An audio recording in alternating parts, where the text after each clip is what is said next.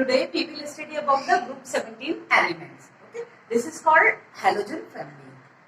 Clear? And they are also called chalcogens. Why they call chalcogens? Chalcogens name derived from the Latin language. Okay, because chalco means salt, or gen means genes, यानी birth देने वाला या something related to born. तो इस तरह से इसका, क्योंकि इस फैमिली के जितने भी मेंबर्स हैं, फ्लोरीन, क्लोरीन, ब्रोमीन, आयोडीन, ये all these are favorably formed ionic compounds of salts. Clear? So that's why they also known as chalcogen. Clear? And the member of halogen family is fluorine, chlorine, bromine, iodine, and this is astatine. And astatine is radioactive. Astatine क्या है? Radioactive है. Clear है? इन सबको हम क्या कहते हैं? Halogen. Clear? So first we will discuss about the physical properties or atomic properties. Okay? Basically all these are atomic properties. क्या है ये? Atomic properties. Means atom की properties की बात कर रहे हैं. We do not consider here any chemical property. Clear? Sorry, any molecular property. Molecular property हम बाद में देखेंगे. Molecular property means melting point, boiling point, bond dissociation, enthalpy. All these are considered the molecular properties. So we will discuss about the atomic properties. First, atomic number 9, 17, 35, 53, 85. 2, 8, 8, 18, 18, 32. ये magic number है. इसके accordingly इनका atomic mass, atomic number increase हो रहा है. Okay. Next, electronic configuration. General electronic configuration is NS2 NP5 in the last shell. Okay. All the halogens having 7 electrons in outermost shell or valence shell. So their configuration is NS2 NP5. ठीक है. अब electronic configuration 2s2 2p5, 3s2 3p5, 3d10 4s2 4p5. Okay. Previously we already discussed about the, before going to the orbit electron in p orbital, they fill n-1 d orbitals first. Okay. And 4d10 5s2 5p 5, 4f14 5d10 6s2 and 6p 5. All these the electronic configuration of halogens. Okay. Next is covalent radii. Covalent radii, see, as we move from top to bottom, due to the increase in number of shells, so their size is also increases. Okay, 64, 99, sorry, this is 114. Okay, 64, 99, 114 and 133 means gradually their size is increases when we move from top to bottom. Reason? Due to the increase in number of cells. Okay. Next is ionic radii. Here आप देख रहे हो, इसमें कुछ data नहीं दिए हुए हैं एस्टेटिन के, because it is radioactive. So these properties of एस्टेटिन is not confirmed. Okay, एकदम श्योर नहीं है इनकी वैल्यूज के लिए, क्योंकि वो रेडियोएक्टिव है, स्टेबल ही नहीं है, वो डिसइंटीग्रेट होता जा रहा है. Okay. Next is ionic radii. Ionic radii as per their configuration, they have 7 electrons in outermost shell, so they require only one more electron to become stable. That's why they form X negative. Okay, the symbol of halogen is X. X जब भी कभी आप देखेंगे तो वो halogen को represent करता है. So X minus 1 ions will be formed by the halogens. So parent atom is smaller than the anion. So here their size is increases. As soon as atomic size increases, so their ionic size definitely वो तो increase होना ही होना है. तो इनका ionic size भी down the group increase हो रहा है. ठीक है. Next, ionization enthalpy.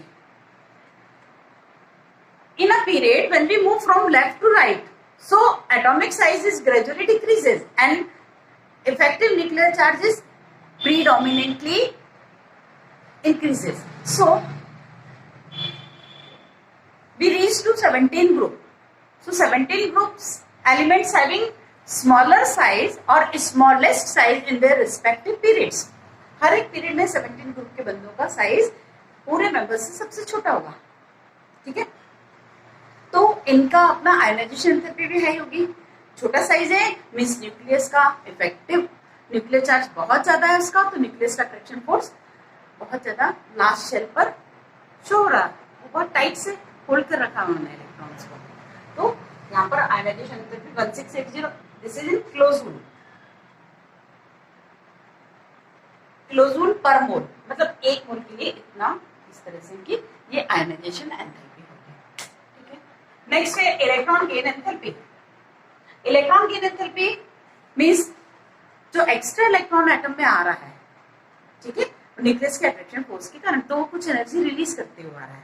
सो जितना बड़ा साइज का एटम होगा इलेक्ट्रॉन उतना ही न्यूक्लियस से दूर रहेगा।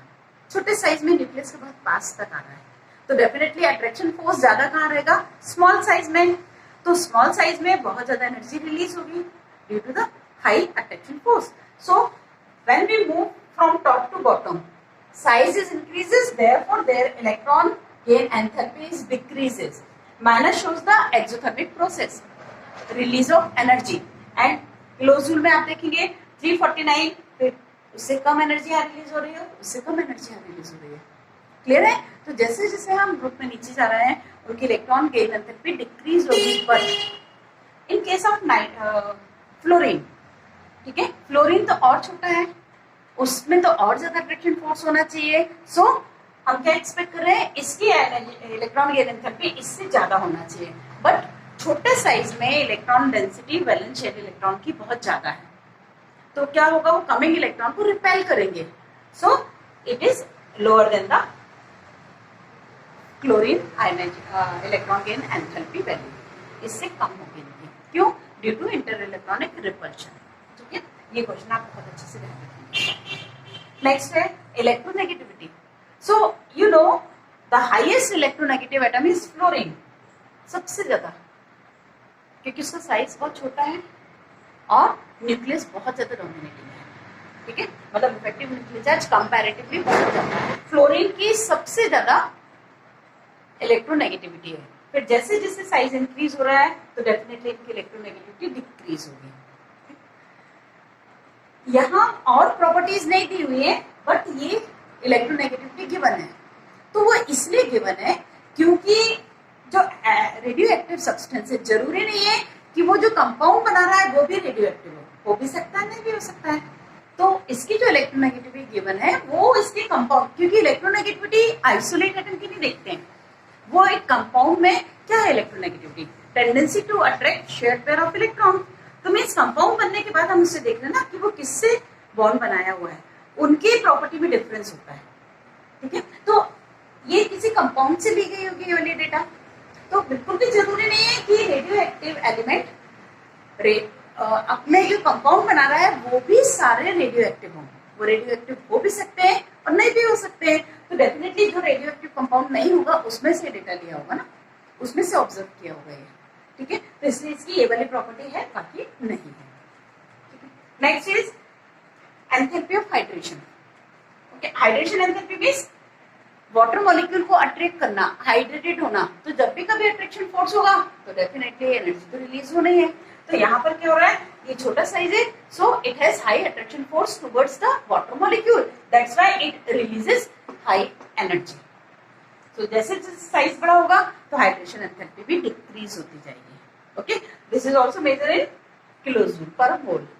Clearly these are the molecular properties, means physical properties of molecules F2, Cl2, Br2, I2. In molecular state, fluorine and chlorine exist in gaseous state, okay, and bromine formed in liquid state, and iodine exist at room temperature in solid state.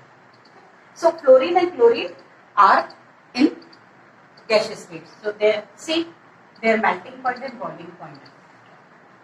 Because their molecular size is small, so their surface area is also small.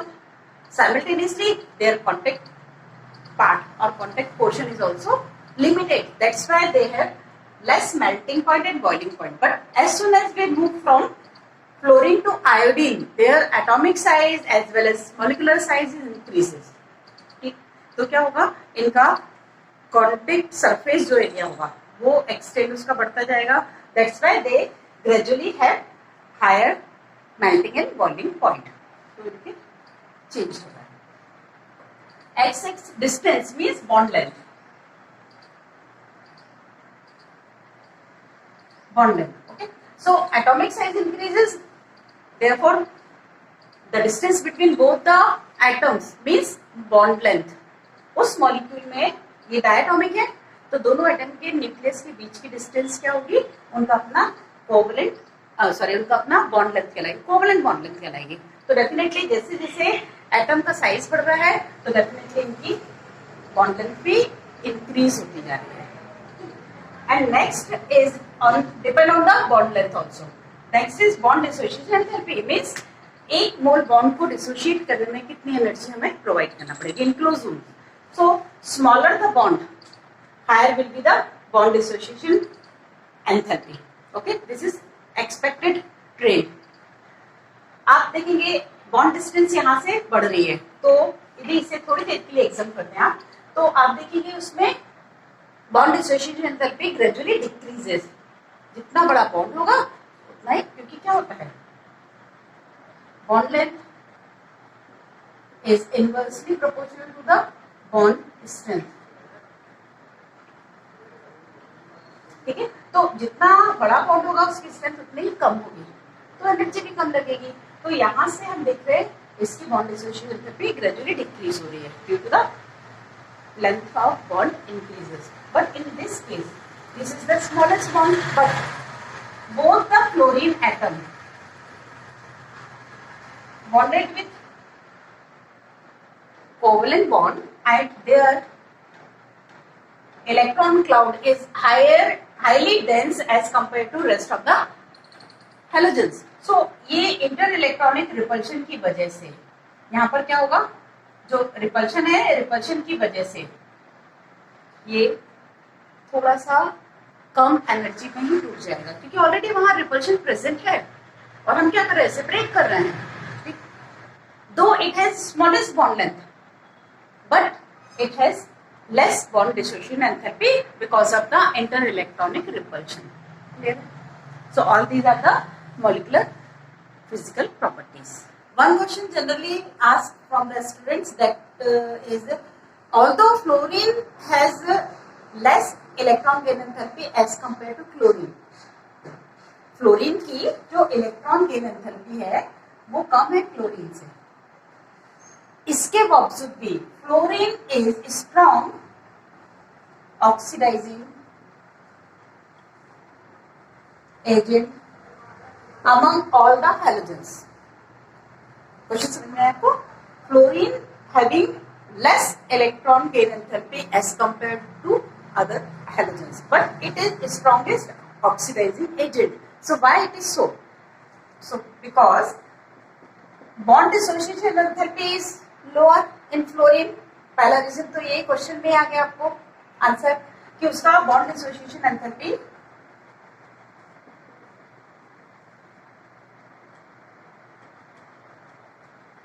bond dissociation enthalpy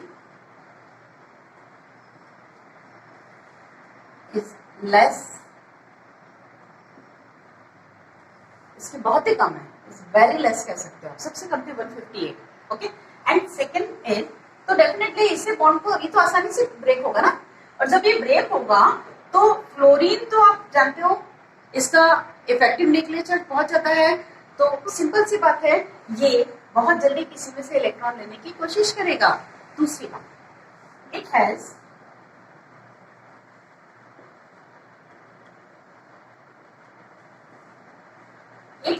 highest enthalpy of hydration. Hydration enthalpy ज्यादा है, hydration enthalpy क्या है, release energy. सो इसका ये जो energy से release होगी वो किसी में से भी इलेक्ट्रॉन निकालने में सपोर्ट करेगी, तो ये ऑक्सीडाइजिंग एजेंट है। ऑक्सीडाइजिंग एजेंट मतलब किसी दूसरे स्पीशीज में से इलेक्ट्रॉन निकालना, मतलब खुद रिड्यूस होना, खुद ले लेना। तो ये दोनों फैक्टर्स है for this question. Okay, to explain this question. Next is oxidation state.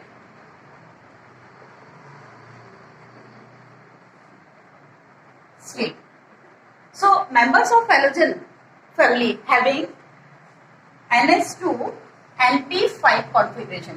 It means their s orbital having 2 electrons and p having 5 electrons. 1, 2, 3, 4, 5. Okay. p orbital ये s है, ये p है. Okay. Except fluorine, all having vacant d orbitals. Okay, ये d है. Fluorine के case में ये नहीं मिलेगा, बाकी सब में ये है. क्लियर है? So due to the presence of one electron and high electron affinity, they bonded with one other atom, monovalent atom. So by this way they have -1. If they gain one electron to become stable, so they have -1 oxidation state. Okay. Along with -1, they also have +1. क्यों +1? क्योंकि किससे bond बना रहा है? Covalent bond बनाने के बाद हम इसकी रिलेटिव चार्ज देखते हैं. ठीक है, तो ये -1 तो है इनका, क्योंकि ये एक इलेक्ट्रॉन है, किसी का ले सकते हैं ऑक्टेट कंप्लीट करने के लिए. So fluorine to iodine, they all have -1. ये तो है ही, but apart from -1 oxidation state, rest of the halogens having +1, +3, +5 as well as +7 oxidation states. ठीक है, फ्लोरीन के केस में सिर्फ और सिर्फ ये होगी. And from chlorine to iodine they will have -1 to +7. Okay, +7 भी आयोडीन में स्पेशल केस में अभी डिस्कस करेंगे. ठीक है, ये की ऑक्सीडेशन स्टेट्स हैं. अब यदि यहाँ पर एक बॉन्ड बनाया तो डेफिनेटली इसका ये दोनों ऑक्सीडेशन स्टेट तो हम एक्सप्लेन कर पाएंगे. But how they form +3 oxidation state? For this, if one electron from p orbital excited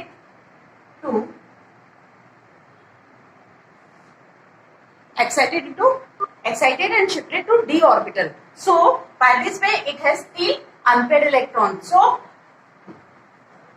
all the orbitals get hybridized as sp3d. क्या होगा? ये sp3 हाइब्रिडाइज हो जाएंगे, sp3d, और उसके बाद ये बॉन्ड बना लेंगे. क्लियर है? तो इसका +3 ऑक्सीडेशन स्टेट होगी. ठीक, if they form +5 oxidation state, so hybridization becomes C. One more electron excited to second d orbital, so they have sp3d2 hybridization. इनका हाइब्रिडाइजेशन क्या हो जाएगा? sp3d2 means octahedral. ठीक है, और उसमें 2 लोन पेयर रहेंगे, सॉरी उसमें 1 लोन पेयर रहेगा. ठीक है, अब +7 की बात करें, so for +7 oxidation state, one more electron, that is last option, is also excited to third number's d orbital, and now the hybridization becomes sp3d3, pentagonal bipyramidal. 3 + 3 6 + 7 7. So 7 orbitals कैसे होंगे? 5 तो पेंटागोनल शेप बनाएंगे और 2 axial position पे. So sp3d3 hybridisation होगा किसमें? +7 oxidation state में. Okay, but in p block we already discussed about the inner pair effect. So last member or heaviest member do not show the highest oxidation state, but it will reach up to +5 oxidation state in 17 group. 2 less oxidation state they have. Why? Because inert pair effect. So S के 2 electron है वो inert हो जाएंगे. क्यों? क्योंकि अंदर जो D और F है ऑर्बिटल्स, उनके पुअर शील्डिंग की वजह से ये पेयर इनर्ट हो जाता है. क्लियर है? तो +7 तो आयोडीन में नहीं मिलना चाहिए इनर्ट पेयर की वजह से, but fluorine having such capacity to unpair this electron also. So only IF7 सिर्फ IF7 में आयोडीन की +7 मिलेगी, बाकी आयोडीन का +7 का कोई भी कंपाउंड एग्जिस्ट नहीं करेगा। क्लियर है? ये आयोडीन की वजह से नहीं, क्लोरीन की वजह से ये एक्साइटेड हुआ था इलेक्ट्रॉन और +7 मिला, बाकी नहीं मिलते हैं। क्लियर है? So all these are the oxidation state. Remember one more thing, fluorine never form plus oxidation state और never show plus oxidation state because it is highest electronegative atom. तो इलेक्ट्रोनेगेटिव ये किसी से भी बॉन्ड बनाएगा तो definitely electronegativity इसकी ज्यादा होगी, तो इलेक्ट्रोनेगेटिव जो ज्यादा होता है वो that will carry minus charge. Okay, so उसका माइनस, तो फ्लोरीन हमेशा माइनस में होगा। और डी नहीं है इसलिए उसकी प्लस तो आने का सवाल नहीं है। 3, 5, 7 वेरिएबल ऑक्सीडेशन स्टेट नहीं मिलेंगे। इसीलिए one important thing, fluorine never disproportionate, fluorine कभी भी डिसप्रपोर्शनेट नहीं होगा, क्योंकि for the disproportionation reaction element should have at least 3 oxidation states, कम से कम इसके 3 ऑक्सीडेशन स्टेट तो मिनिमम होना चाहिए। तो इसकी तो क्या है, सिर्फ -1 है, और बहुत हुआ तो एलिमेंटल स्टेट या नॉन कंबाइंड स्टेट में 0, वो तो सभी की 0 होती है। ठीक है, तो ये कभी डिसप्रोपोर्शनेट नहीं होगा। Next topic is reactivity of group 17 elements with hydrogen. So first this is third property. Okay, reactivity of halogen with hydrogen. Reactivity of halogen with hydrogen. Okay, so when halogen react with hydrogen, so they will form HX type of hydride, halide. Sorry, ये hydrogen halide है. Clear है? So all these the properties of hydrogen halide. Okay, so HF, HCl, HBr and HI. So first we will discuss about melting point. Okay? In all the halides, only HF having hydrogen bond. Why? Because electronegativity of fluorine is highest. Cl, then Br, then I. Okay, so when hydrogen directly attached with fluorine, so the intermolecular force among molecules are hydrogen bond. Okay, so HF having hydrogen bonding, intermolecular force कौन सा होगा इसमें, hydrogen bonding. That's why its melting point as well as boiling point is highest with respect to other hydrogen halides. Clear है? So इसमें hydrogen bonding है इसलिए melting point, boiling point इसकी ज्यादा है. But chlorine, bromine and iodine not having enough electronegativity to form their molecule hydrogen bond as intermolecular force. So how they attach with other molecules? They attach with only, in case of HBr, they have dipole-dipole interaction, but this HBr and HI having covalent character, covalent bond or van der Waals bond, sorry, having van der Waals force of attraction. So all these bonds, okay, so they are near about non-polar molecules. Okay, so they have simple van der Waals force of attraction, and in all the cases, as soon as the surface area increases, so their melting point and boiling point is also increases. So due to the increase in size of chlorine, bromine and iodine, hydrogen remains same size in all the cases, but chlorine, bromine and iodine, they are increase in size, so their surface area is also increases, therefore their melting point and boiling point is gradually increases.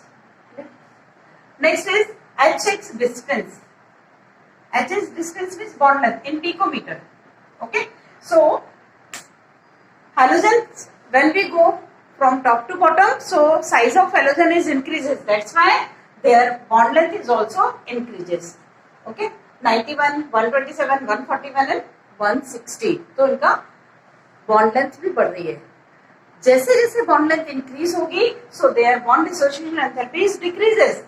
Lower bond है, smaller bond है, shorter bond है, definitely उसे break करने के लिए ज्यादा energy लगेगी. सो in close Hul it is 574, 432, 363, 295. So gradually their bond length is increases. That's why their bond dissociation enthalpy is decreases. Okay. And last point, pK value. Okay. First we will discuss about the acidic character, and after that we will compare the acidic strength. Clear? So all these are acidic in nature. Clear है? इनका acidic nature ज्यादा है, but from top to bottom the acidic nature of hydrohalic acid is increases. इनका acidic nature increase होगा. क्यों? Because the bond dissociation enthalpy is decreases और bond length is increases. बड़ा bond होगा डेफिनेटली वीक होगा, तो ये जल्दी डिसोशिएट होगा. जितनी जल्दी डिसोशिएट होगा उतनी जल्दी वो प्रोवाइड करेगा H+ आयन.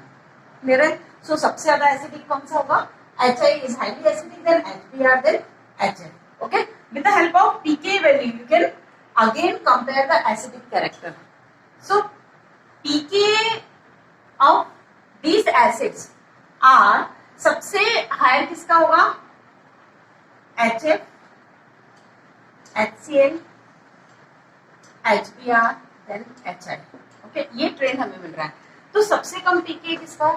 इसका मतलब ये सबसे ज्यादा एसिडिक. ठीक है, इनवर्स होता है.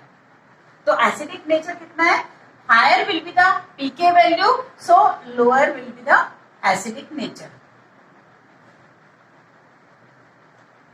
इस बात को आप याद रखेंगे.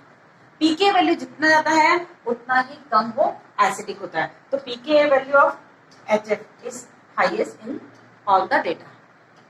क्लियर है? तो HF जो है वो सबसे कम एसिडिक है, HI सबसे ज्यादा एसिडिक होगा. रीजन क्या देंगे आप? Bond dissociation enthalpy. ओके. आप ये भी कह सकते हो कि F की इलेक्ट्रोनेगेटिविटी ज्यादा है तो ये बॉन्ड पोलर ज्यादा है. पोलर बॉन्ड होने से ये जल्दी से सामने वाली स्पीशीज को H+ देगा? नहीं देगा. क्यों? क्योंकि पोलर तो है बट इसमें हाइड्रोजन बॉन्ड है. तो हाइड्रोजन बॉन्ड से क्या होगा? वो जो H लिबरेट होना भी होगा तो वो एसोसिएटेड है ना चारों तरफ से. ठीक है ना, हाइड्रोजन बॉन्ड के थ्रू वो टाइटली बंधा हुआ है. तो उस हाइड्रोजन बॉन्ड को जब तक ब्रेक नहीं करेंगे तब तक वो H लिबरेट नहीं होगा. तो ये तो प्रोवाइड ही नहीं कर पाएगा किसी अगले बंदे को, तो फिर कैसे उतना एसिडिक हुआ? So on the basis of bond dissociation enthalpy you can explain that HI is the highest electronegative, highest acidic nature among all the HFs. Next reaction is reactivity with oxygen. Reactivity with oxygen. Okay. So all the halogens form oxides except fluorine, because fluorine is highest electronegative atom, so it will form fluorides. Okay. For the case of fluorine, it will form O2, F2 and OF2. Okay. Two types of oxides. In this cases, it has minus oxidation state. Okay. Minus negative oxidation state. Fluorine having negative oxidation state. But rest of the halogens, chlorine, bromine and iodine, they have oxidation state +1, 2, +7 oxidation state and oxides. Okay. यहाँ पर हम fluoride कह रहे हैं या oxides कह रहे हैं, because oxygen is highly electronegative than chlorine, bromine और iodine. Okay. Stability of oxides. Okay. So generally a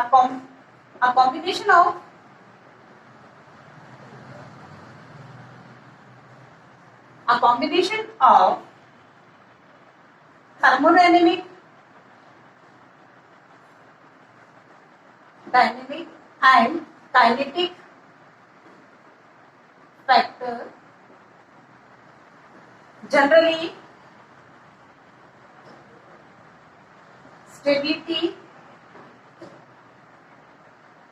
order of oxide is ICl and Br. Okay. ये ऑर्डर आप बिल्कुल याद रखिए, ICl Br. क्लियर है? क्यों इसको याद रखेंगे? इसे हम कहते हैं, एक और टर्म इसे दिया हुआ है मिड रो एनोमली। ओके, इसे हम मिडिल रो एनोमली भी कहेंगे। क्यों? क्योंकि या तो सीक्वेंस होता है Cl Br I, या उल्टा चलते हैं तो I Br Cl होता है। बट यहाँ देखिए आप Br की स्टेबिलिटी किसी भी इसके ऑक्साइड्स की, ब्रोमीन के किसी भी ऑक्साइड की स्टेबिलिटी कंपेयर करें तो आयोडाइड और क्लोरीन के ऑक्साइड से कम होती है। ओके, सो थर्मोडायनेमिक और काइनेटिक फैक्टर को देखते हुए इनकी स्टेबिलिटी जब मेजर की गई तो हमें ये मिला। बिकॉज यदि हम आई के कंपाउंड्स की बात कर रहे हैं तो आई के कंपाउंड्स प्रीडोमिनेंटली कोवलेंट बन रहे हैं, इसके ऑक्साइड जो बन रहे हैं वो कोवलेंट बन रहे हैं, और Cl के जो है वो आयोनिक बन रहे हैं। तो मीन्स यदि कोई सपोर्ट कर रहा है तो कोवलेंट कैरेक्टर्स के ऑक्साइड को सपोर्ट कर रहा है, Cl के ऑक्साइड्स को आयोनिक फैक्टर सपोर्ट कर रहा है। बट Br में ये दोनों फैक्टर तो है, बट ये दोनों ही थोड़ा कम अमाउंट में है, तो डेफिनेटली इसको एक प्रॉपर सपोर्ट किसी भी फैक्टर का नहीं मिल पा रहा था, तो इसके ऑक्साइड जो है वो सबसे कम स्टेबल होते हैं। So these are the all about oxides. Next is reaction with metals. Okay, next is reaction with metals. Definitely they are highly electronegative and metals are electropositive, so they will combine with metals easily in the form of ionic compounds. Okay, because they want to gain electron to become stable, and metals are really loses their electrons, so they will form ionic halides. Okay, for example Na plus Cl2 they form NaCl. Okay, इन्होंने क्या किया, electron release किया, chlorine ने gain किया, so ये predominantly these compounds are ionic in nature. Okay, फिर any halogen will form more than 2 or more than 1 halides, metal halides. Okay, for example Cl2, SnCl4, PbCl2, PbCl4 like that ना, ठीक है, CuCl, CuCl2, तो ये एक से ज्यादा halides बनाते हैं। But the interesting thing is it has +2 oxidation state, and in this case Sn having +4 oxidation state. So higher oxidation state जिस भी हैलाइड में होगी वो कोवलेंट कैरेक्टर ज्यादा रखेगा as per Fajans rule. Okay, so SnCl2 and SnCl4 की यदि बात करें, सो SnCl4 is highly covalent than SnCl2. Okay, ये covalent character की हम बात कर रहे हैं। So higher the oxidation state of metal, more will be the polarizing power it has, and simultaneously the compound form is highly covalent as compared to lower oxidation state having compound. Clear है? तो इस तरह से इनके metal के साथ में reaction होती है। लास्ट है रिएक्शन विथ हेलोजेंस। तो लास्ट पॉइंट में क्या है, हेलोजन की हेलोजन से reactions. Okay, so in detail you will discuss later, but in short form now we discuss in short reaction with halogens.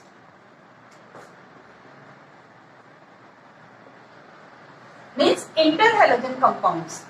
हम किसकी रिएक्शन देखते हैं, हेलोजन की, हेलोजन से, so they will form inter halogen compounds. Okay, हम इसकी detail आगे पढ़ेंगे, बट अभी इतना समझ लीजिए, ये हेलोजन दूसरे हेलोजन के साथ में भी रिएक्शन करते हैं, and they will form X X dash, X X dash 3, X X dash 5, X X dash 7. Okay, all these the types of interhalogen compounds. Okay, इसमें बस इतना ध्यान रखना, S is less electronegative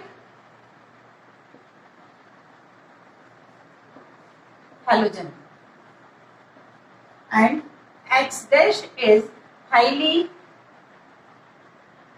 electro negative halogen. ठीक है, X dash क्या है, highly electronegative. For example suppose हम यहाँ if you want to prepare Cl and F, okay, आप चाहते हैं कि इनका एक कोई कंपाउंड बने, so its formula is ClF, not FCl। ये नहीं होगा, ये होगा हाईली इलेक्ट्रोनेगेटिव, बाद में लिखेंगे आप। Okay, if this type of compound formed by chlorine and fluorine, so they will form ClF3, okay, not FCl3। ये नहीं होगा, ये होगा। क्लियर है, ये बिल्कुल भी नहीं लिखेंगे आप, इलेक्ट्रोनेगेटिव को आप बाद में ही लिखेंगे हमेशा। ठीक है, तो इस तरह के कंपाउंड बना रहे हैं। सो फ्लोरीन यदि हम इलेक्ट्रोनेगेटिव रख रहे हैं तो फ्लोरीन तो इन तीनों फॉर्म में आ सकता है क्योंकि छोटा है। आपने इसका एग्जांपल देखा था IF7, आराम से एग्जिस्ट करता है। ठीक है, FI7 तो हो ही नहीं सकता है। ठीक है, तो इस तरह से इंटरहैलोजन कंपाउंड्स है, आगे इसका डिटेल में हमें पढ़ना ही है। क्लियर है, बट इतना जरूर है कि इलेक्ट्रोनेगेटिव की डिफरेंस होने की वजह से if it will dissociated, so it will produce X plus and X dash negative ion. याद रखना, जब भी ये टूटेगा तो ये X प्लस और ये X नेगेटिव के फॉर्म में टूटेगा, because it is X negative, S dash is highly electronegative, so it will carry negative sign. Clear है, एक एग्जांपल आपको बता दे रही हूं, यदि H ये X dash, suppose it will hydrolyse, इसकी हम हाइड्रोलिसिस कर रहे हैं, तो ये बनाएगा HX dash, okay, plus HOX। देखिए, इसमें हमने कहा ये नेगेटिव बनेगा, तो डेफिनेटली H प्लस के साथ में ये जाएगा। ठीक है, और ये बच रहा है प्लस, तो ये OH नेगेटिव के साथ में X चला जाएगा। तो इस तरह से इसका फॉर्मेशन होगा। और ये रिएक्शन आपने देखिए क्लोरीन और ब्रोमीन में, ये हाइपोहेलस एसिड और हाइड्रोहेलिक एसिड, ये दो तरह के एसिड फॉर्म होते हैं। ठीक है, तो ये इसका अपना इंटरहैलोजन कंपाउंड था और रिएक्शन विद हैलोजन, हैलोजन की हैलोजन से रिएक्शन।